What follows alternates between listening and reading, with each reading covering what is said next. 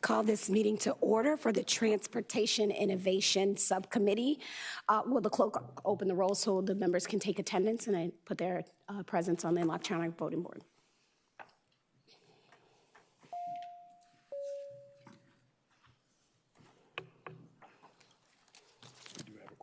Okay. It looks like a quorum is present. The clerk will close that roll, and we'll get right to it. This is going to be a pretty quick and swift docket for us today. We first have some administrative action that we need to take.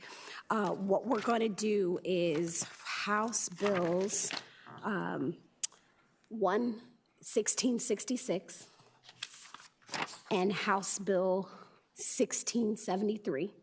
We're going to go ahead and strike those from the agenda. With a motion, if I can get a motion to strike those two from the agenda. So moved. Okay, it has been moved and properly second. You ready? Then the clerk will open the rolls to members indicate your vote on the electronic voting board.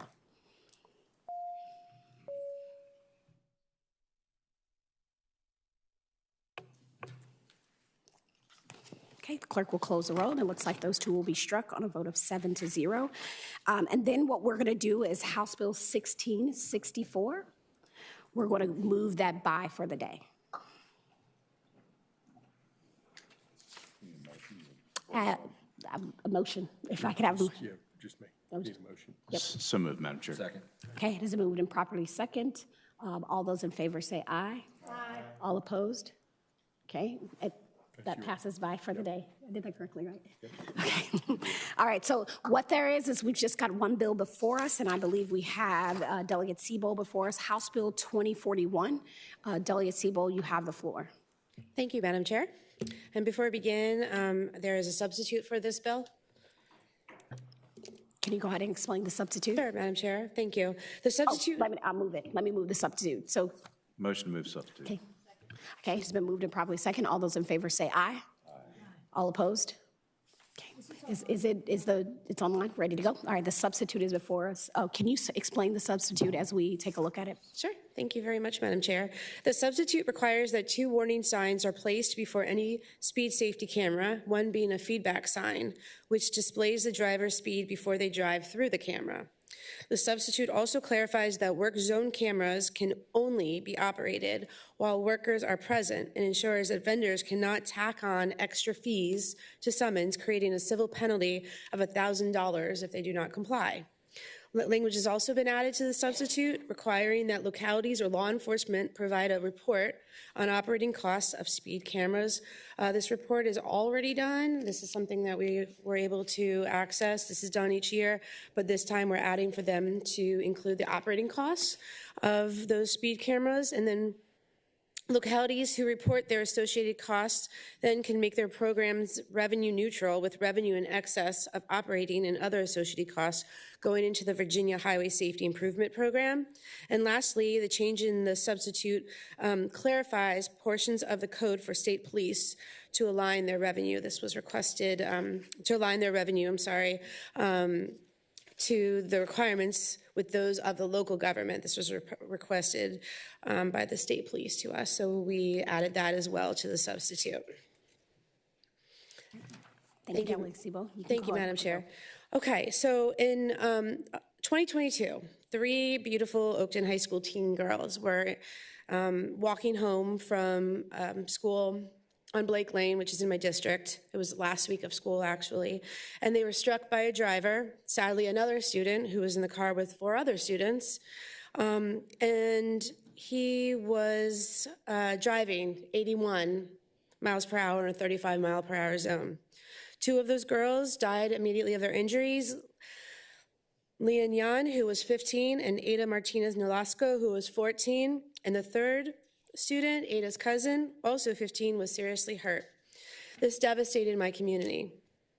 Pedestrian injuries are occurring like this, and they're at a rate approaching that of non-fatal opioid overdoses and firearm injuries, with car crashes being one of the leading causes of death in children.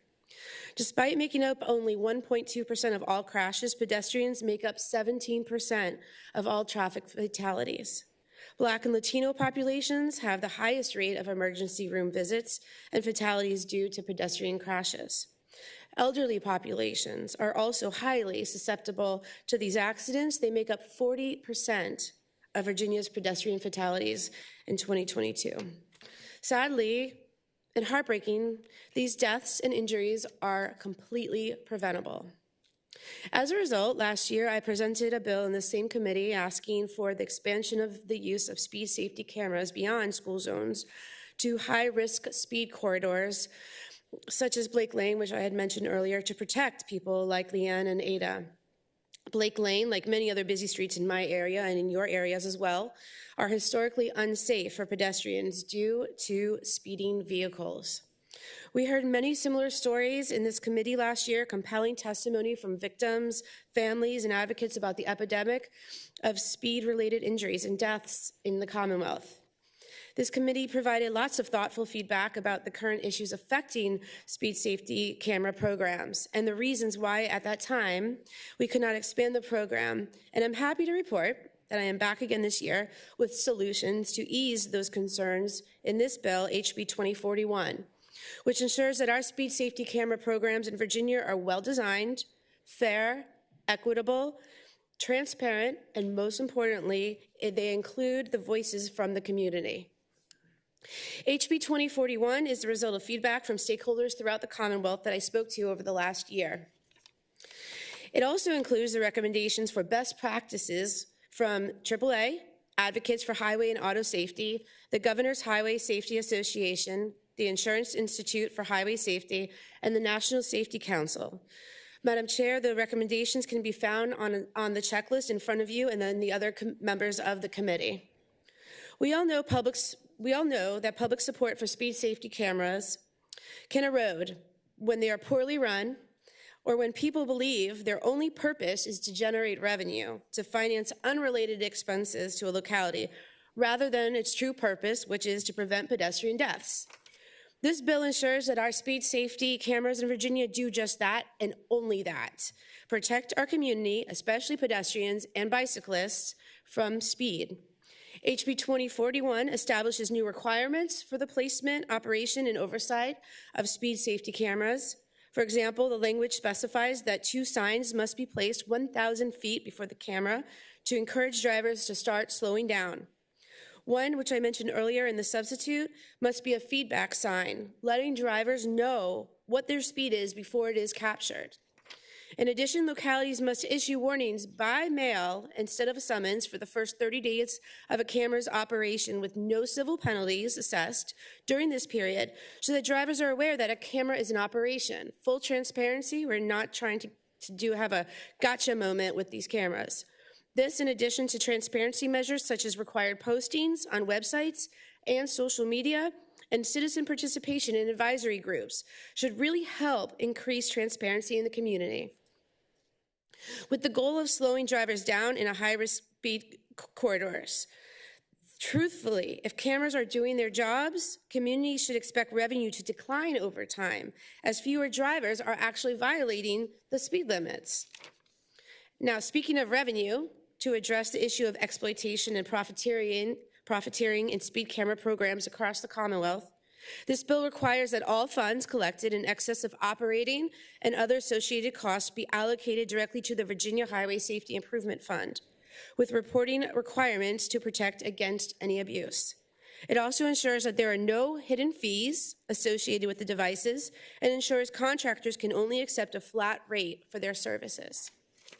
With the proper data privacy and profiteering guardrails in place, HB 2041 will allow localities a limited expansion of the placement of speed safety cameras in high-risk speed corridors, as outlined by the Virginia Department of Transportation's Data-Driven Pedestrian Safety Action Plan. Madam Chair, members of the committee, when done right, speed safety cameras have been shown to reduce speeding by over 90%. Expanding Virginia's speed safety camera program responsibly with an emphasis on safety, equity, due process, and community trust will protect our families, pedestrians, bicyclists, and drivers. Thank you, Madam Chair, for your time, and to the members of the committee. Thank you, Delegate Siebold. Are there any questions from the subcommittee? Seeing none, is there anyone wishing to speak in favor of the bill? What we're going to do is go ahead and put a timer on for 5 minutes. We don't have a timer. Okay. All right, if we can get a timer up for 5 minutes, and just to make a note that if you are first up, make sure you look behind you and give the next person that time to be able to speak their piece as well. So, Madam Chair, so each of us gets 5 minutes or all Total. of us? That is a great question for clarity. We're going to give the fours 5 minutes and the against 5 minutes to speak. So that guy behind you is counting on you to make sure that he has time to speak. So collectively. Okay. My name's John Elsroth. May I begin? You may, sir. My name is John Elsroth. I'm from Dunloring, Virginia, which is at the corner of 495 and I-66 in Northern Virginia. Communities across the Commonwealth are held hostage by speeding motor vehicles against which they have no defense. This bill offers hope. Running through the middle of my community is Gallows Road. It's a 4-lane road, straight and flat as a drag strip. It is beautifully engineered to be driven at 100 miles an hour. There are 4 wishful 35-mile-an-hour signs, but most drivers go roughly 50. Many go 60, and a few test the 100-mile-an-hour engineering that is offered. I'm going to note, sir, you've taken 1 minute, and you've got a whole line behind you. If you could let us know where you stand. So, with that in mind, please pass this legislation. Thank you.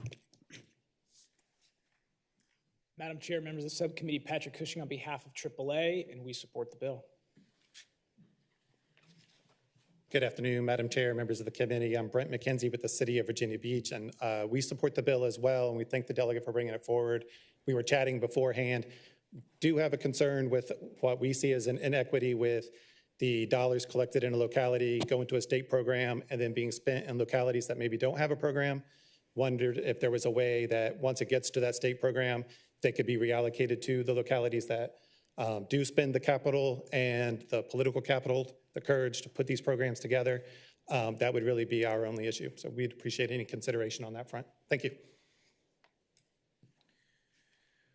Good evening, Chairwoman Glass and members of the committee. My name is Kyle Hart. I'm with the National Parks Conservation Association. We're a national parks advocacy group, and we have heard from multiple parks around the state of Virginia, national parks around the state of Virginia, that have state and county roads that run between them, and they have concerns with pedestrian crossing between this, between their sections of the park, and are looking for solutions. And we believe this bill is a step in the right direction on pedestrian safety in parks. Thank you. Good evening, Madam Chair, members of the committee. My name is Fatima Kamara. I'm with the Virginia Conservation Network. We do support this bill. It addresses several privacy concerns, being that if there is a suspected violation and a summons isn't issued within 30 days, all the data will be purged 60 days from the suspected violation. We also support that funds above any operating costs will go not to the locality, but to the Highway Safety Improvement Program.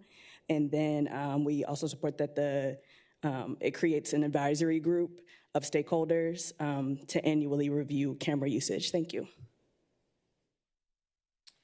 Good afternoon. Brantley Tyndall, Virginia Bicycling Federation. Just want to emphasize that where these programs are implemented, you see drastic reductions in speeding. We get the behavior change that we want to see to make our roads safer, and we'd love to see them applied in more areas that have major speeding problems. Thank you. Hello, my name is Mike Doyle. I'm the founder of the Northern Virginia Families for Safe Streets. We're a pedestrian safety advocacy organization. I want to take a few seconds to try to impart upon you what it feels like when a vehicle crashes into a human being at 15 or 20 miles an hour, and that vehicle knocks you out, it fractures your forehead, it does damage to your legs, you have months of recovery. It takes 3 years sometimes. For me, it took 3 years to recover. and that was at 20 miles an hour. We have other members who are been killed or permanently crippled, both physically and cognitively. At 40 miles an hour, it's 5 out of 10 die. At 50 miles an hour, it's 9 out of 10. Speed kills, speed maims. This can help to slow drivers down. Please pass it. Thank you. Scott Filling, Fauquier County, Route 17 citizens. I'm going to ask if you would be so politely kind to offer maybe a minute extra, since it's such an important topic and I drove 2 hours to come down here. I will give you another 30 seconds on top of, go ahead. Okay. Go ahead. Well, so kind. Thank you. 30 seconds, I'll take it. Okay. Governor Glenn Youngkin, I had to contact him directly in 2023 and 2024 to get the state police and our local sheriff's department out to get the speeding under control on Route 17 between Marshall and Warrenton, Virginia. For 20 years, citizens complained to police. We would get little help here and there, for the most part, not what needed to be done. It took me speaking to Governor Glenn Youngkin directly twice to get it under control. This is where speed ticket cameras can assist police. They don't replace, they assist them. It's really needed. School buses don't have seatbelts. The school buses are speeded by when they're stopped, which is a major illegal offense, and they do this on Route 17, which is a 4-lane highway. Okay, so that also stops that problem as well. All right, these things work. So what I've seen so far, since they've been implemented on Route 17 in front of Liberty High School and Zula Road, Coleman Elementary School, they work great. Thank you. Thank you. Thank you. All right. Is there anyone wishing to speak in opposition to the bill?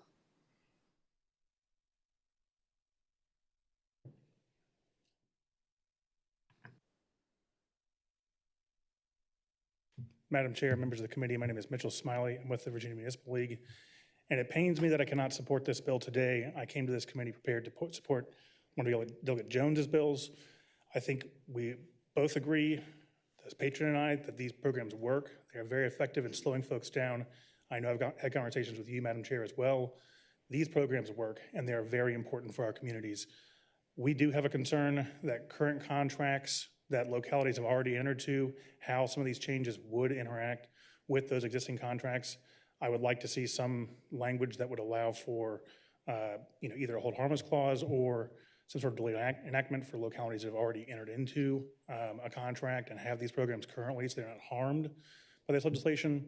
But we also have concerns about taking money out of localities that is generated locally and then going to a state program that primarily funds improvements on interstates, and only 11 cents for every dollar goes to locally supported projects and safety projects. So I would like to see this revenue going towards local projects, which currently, if you're in a city, town, or county that maintains and manages your own roads, you would be able to do. Thank you, Madam Chair. Madam Chair, members of the committee, James Hutzer, Virginia Association of Counties, and I align a lot of my comments with my colleague with the Municipal League. And there's a lot in this bill that is good, in Delegate Siebold's bill, and I appreciate the delegate for meeting with us and hearing out our concerns. And there's a lot in the bill that is good. We have an issue, like my colleague, with the locally generated funds going to the state in the Virginia Highway Safety Improvement Program. We believe that these dollars are better kept locally and better invested locally through that interaction with citizens and their local boards of supervisors. For those reasons, we oppose and appreciate the time. Thank you. Okay, we're going to take, what I'm going to do is I'm going to go ahead and take online testimony, and then I'll get the questions from the members. Okay, so online we have Mr. Bob Dallas. Yes, thank you, Madam Chairman and delegates, for allowing me to be here.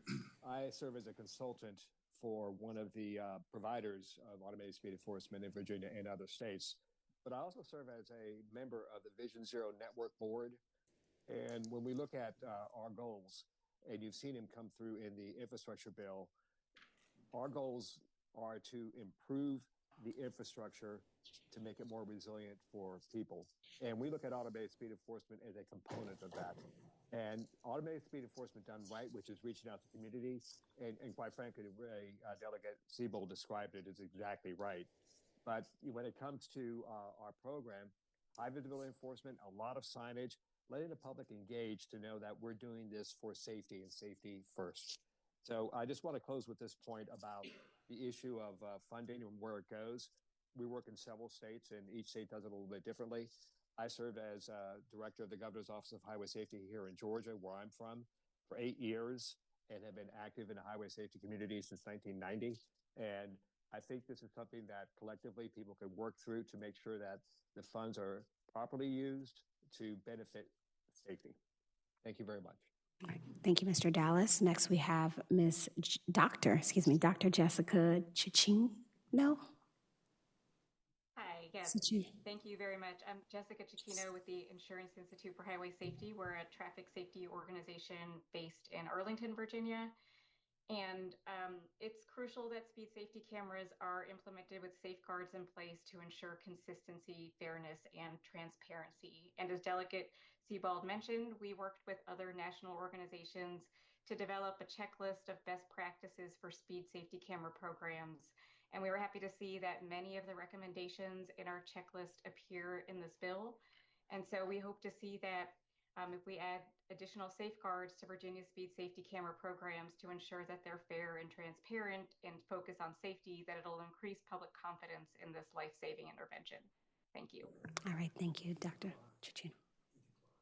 Okay, all right. So then next we have Jack Moss. Mr. Jack. Madam Chair, members of the subcommittee, thank you for giving me this opportunity to speak to you today in support of HB 1666. I live on Route 231, which is a scenic and historic two-lane primary road in Albemarle County that is well known to VDOT and the Albemarle County Police Department for accidents and speeders. Because the road contains entrances primarily for the large farms that line it, there are few driveways and even fewer intersections, so enforcement of speed limits by law enforcement officers is virtually impossible. Mr. Moss. There are precious people. Mr. Moss, I apologize. I think you're speaking on the wrong bill. We're on House Bill 2041. And I think you might be speaking to 1673. Right. But you're 1666. 1666. So we're on House Bill 2041. If you have comments for that, we will certainly take them. I do not. I'm waiting for 1666. Thank you, ma'am. Okay. Thank you, Mr. Moss. And that bill won't be heard today, so I would advise you to sign up for the next meeting. Well, 1666, I think, was struck from our docket and might not be heard this session. Okay. Okay. Thank you very much. Thank you for your participation, sir. Yes, ma'am. Okay. Questions from the subcommittee? Delegate Fagans. Madam Chair, I have a question when appropriate. Delegate Fagans. What I would ask is that, for those that did speak against the bill, when we're hearing about this, the safety portions of this, what is the biggest portion, I would say, is this about saving lives or is this about generating revenue? Madam Chair, this program, the only purpose of this program should be about saving lives. This is not a way to generate revenue off the backs of people who live in the community. And as we just learned from the Insurance Institute for Highway Safety, that is not even best practice to keep any sort of revenue that is grown and generated from a speed safety program. Thank you, Delegate. Are any further questions from the subcommittee? Hearing none, I will take my privilege as chair to say that I know that the committee operates by motion. Move to report, Madam Chair. It has been moved and properly second. I'm going to speak to that motion. I just want to acknowledge all of the hard work that went in over the past year to get to the point that we are with this particular bill, and the letters that came in, not only as a written comment for this bill, but the emails and phone calls that I think you may have received and I've received over the session just to get to a point where we're taking steps forward. It has not gone unnoticed. This is not easy work. And we're holding a lot of things in our hands. So as we vote on this, I hope that we can all take this as a step forward. This doesn't end here. We still have more work to do, and I thank the delegate for taking her time and really investing in this this very hot and very important safety issue. The clerk will open the rolls. We'll move to report. move the report with the substitute. Gratitude, thank you. So the clerk will open the rolls, member, with the substitute. Yep. Members will indicate their decision on electronic voting board.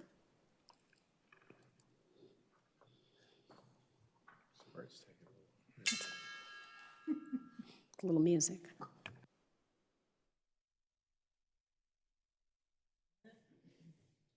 The clerk will close the rolls, and House Bill 2041 reports with the substitute on a vote of 5-3. Thank you, Delegate. Thank you, Madam Chair, members of the committee. All right, there is no other business before the committee, so subcommittee is adjourned.